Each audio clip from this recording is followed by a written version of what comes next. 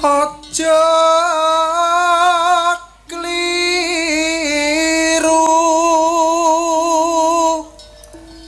kebatangan cangkrimanku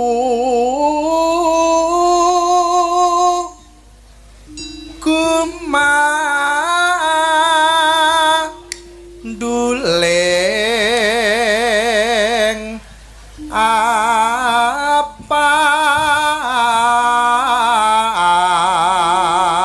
apang yen mabur ing wanci bengi palam sawo kamrampok kena ing citra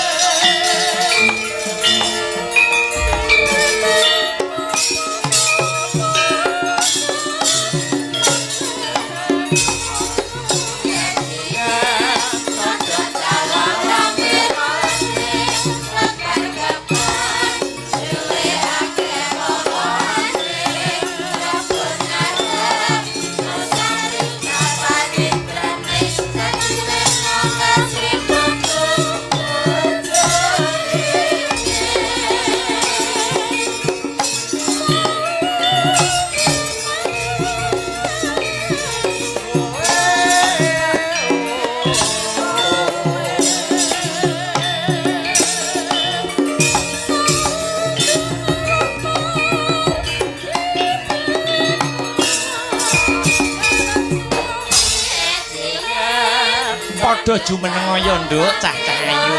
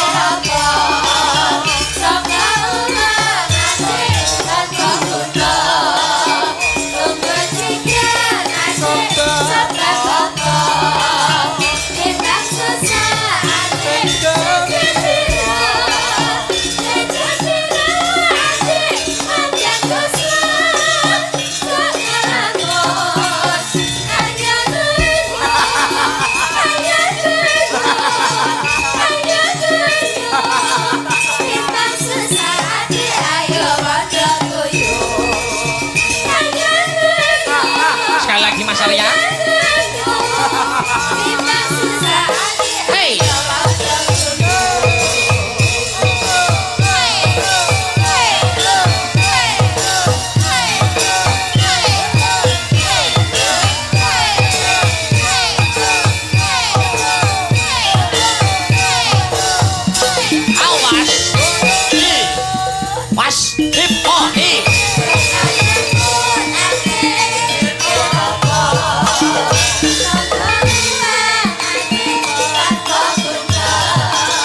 Together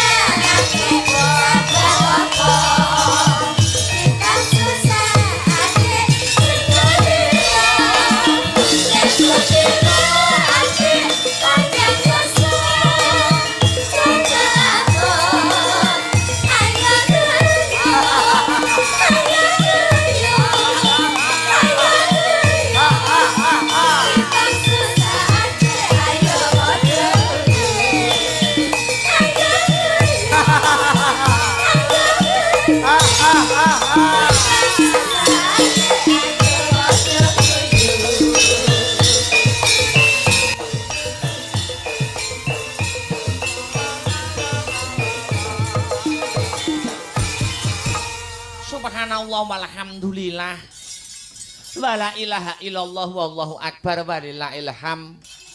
Nduk, anakku sing banget ndak tresnani limbuk. Anakku sing setinik-tinik, anakku sing denok diblong limbuk. Ana dawuhmu apa mak nimbali marang anakmu aku nganggo leren.